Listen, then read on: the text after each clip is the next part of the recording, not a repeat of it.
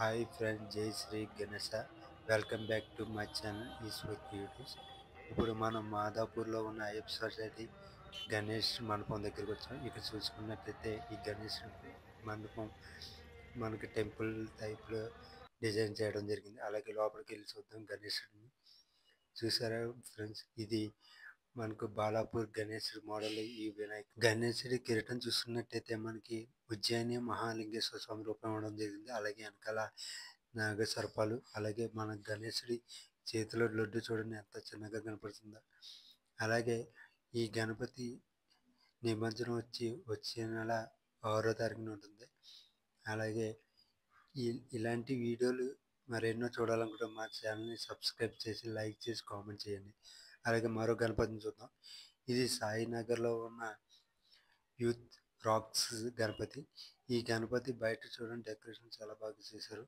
ఒకసారి లోపలికి వెళ్ళి ఏ విధంగా ఉందో చూద్దాం.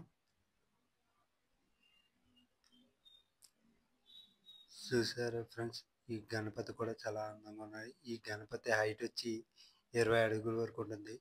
మాదాపూర్లో అతిపెద్ద గణపతులు ఇది రెండోది. చూడండి వెనకాల ఏ విధంగా డెకరేషన్ చేశారో. అలాగే గణపతికి జ్యువెలరీ వర్క్, అలాగే మనకి ధోతి వర్క్ చూడండి చాలా అందంగా ఉంది.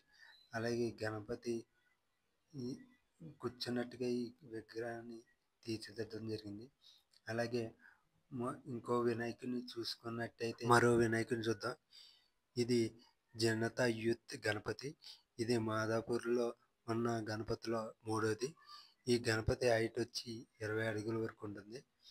అలాగే ఈ గణపతి మనకి సోలాపూర్ గణపతి స్టైల్లో ఉంటుంది.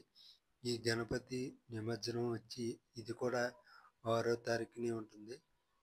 మీరు ఎవరైనా వచ్చి చూడాలనుకుంటే మాదాపూర్లో ఉన్న అయ్యప్ప సొసైటీకి వచ్చి ఈ గణపతిని చూడొచ్చు.